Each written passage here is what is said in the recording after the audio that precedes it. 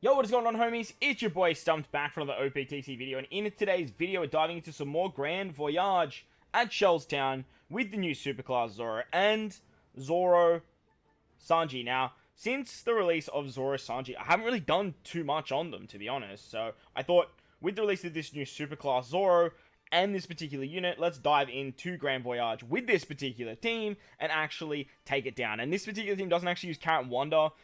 It does have some other exclusive like the support Sabo, but if you guys are sort of struggling to make a team that doesn't have Carrot and Wonder, this particular team may be one for you. So that was the team. Those are the supports. Let's dive in. Now, showcasing this particular unit, as well as Hiyori, it's another character that I kind of glossed over, mainly because I just didn't summon on their release. Well, after the time I pulled them, like, it was kind of like well and done, like the whole showcase thing. But if you guys want to see showcases on these particular characters, the ones that I don't pull on debut, let me know in the comment section below. And if you're enjoying this type of stuff, hit the belt the like button, belt the subscribe button, do all that good stuff for me as well. But Shellstown has a lot of options now, which is really, really good to see. Hiyori is a great sub for this particular team because she activates the superclass of Zoro. She also gives a full board of Wano Orbs at the start of the fight, which really helps out on these first two stages, by the way, like massively helps out.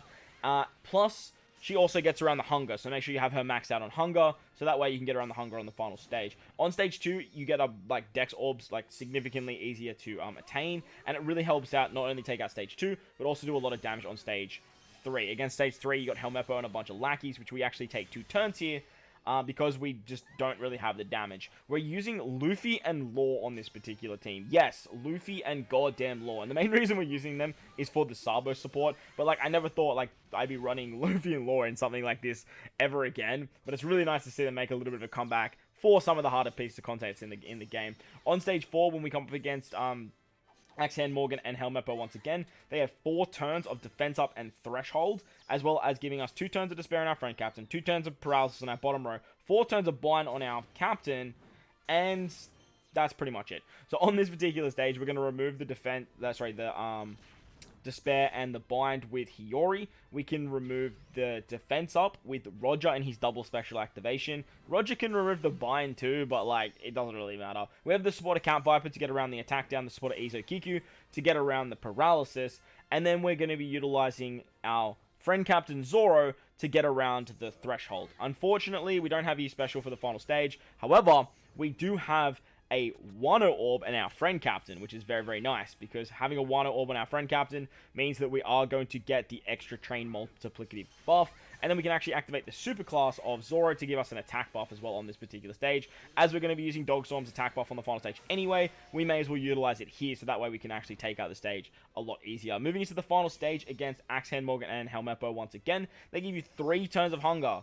3 turns, so make sure your Hiyori is very high hungered if you are using this particular team. You get 3 turns of special reverse on all your characters. They put up 10 turns of defense up, and they special bind your top row and your bottom row. Very, very annoying stuff. So the support of Sabo, absolutely phenomenal here. Sabo can just remove the special binds. And then with Dogstorm and the super type of Zoro and Sanji, we can actually give us the 3 turns of cooldown. Dogstorm's our attack booster. We have color affinity with Zoro and Sanji. We have it at 1.75 times extra damage debuff to the enemy as well, thanks to their special.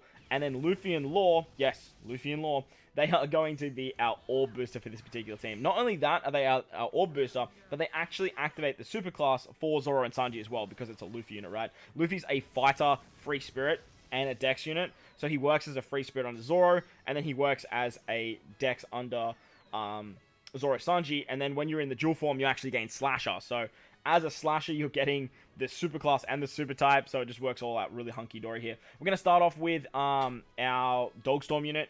Dogstorm has Barrier Pen, can actually kill Helmeppo very, very easily. And as you guys will see here, we have so much damage to just kill with literally 2 units left. So much goddamn damage. It's like, it's absolutely absurd. But that's going to wrap up the video. Another team versus Grand Voyage Morgan at level 5 at Shellstown. Hope you guys enjoyed this one. If you did, belt the like button for me if you're new to the channel. If you haven't done so already, hit the big red subscribe button. Most importantly, wherever you guys are in this beautiful world, please remember to enjoy the rest of your day. As always, homies, I thank you for watching, and I'll catch you all in the next one. Late!